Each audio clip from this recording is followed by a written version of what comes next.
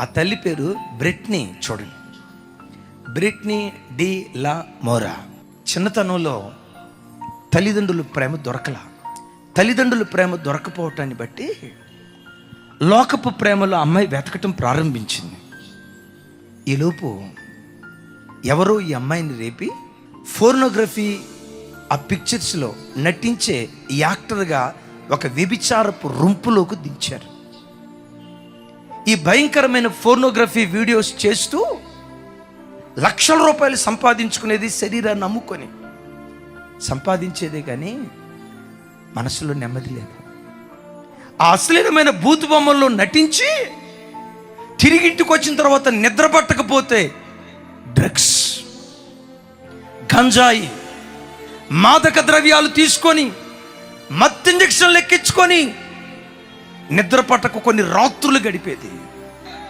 ఈ అమ్మాయికి మనశ్శాంతి లేక డ్రగ్స్ తీసుకొని చివరికి ఏమైపోయిందో తెలుసా? మానసిక రోగై డిప్రెషన్లోకి వెళ్ళిపోయింది, పిచ్చిదైపోయింది.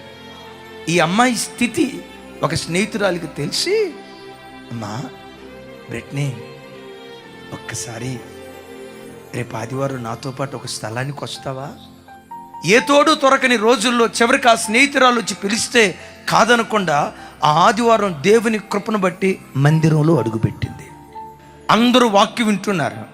వాక్యం వింటున్న పరంపరలో ఆ మూలం నుండి ఒక తల్లి కెవ్వుమని కేకేస్తుంది, నేను పాపినయ్యా, నేను అక్రమస్తురాలినయ్యా, నేను వ్యభిచారినయ్యా, వేల మంది లక్షల మంది యవ్వన బిడ్డల జీవితాలు పాడు చేసిన దుర్మార్గురాలినయ్యా, నా శరీర సంస్థాన్ని యవ్వన బిడ్డలకు చూయించి అనేకులను కాముకత్వానికి రేపిన ఓ భ్రష్ట స్త్రీనయ్యా. ఏడుస్తూ ఉందట, ఈ పాప జీవితాన్ని వదిలిపెట్టి ఈ దినం నుండి నేను ప్రభు కొరకు బ్రతుకుతా, నాకు ఒక బైబిల్ ఇస్తారా? దైవజనుడు బైబిల్ ఇచ్చాడు. ఇంటికి తీసుకెళ్ళింది.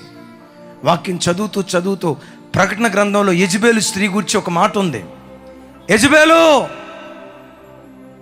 నువ్వు జారత్వాన్ని విడిచిపెట్టి మారు మనసు పొందితేనే సరి, నువ్వు మారు మనసు పొందకపోతే నేను మంచం ఎక్కిస్తా. ప్రకటన గ్రంథంలో ఆ మాట చదివింది. ఆ వాక్యం మీద బొక్కబోరల పడింది.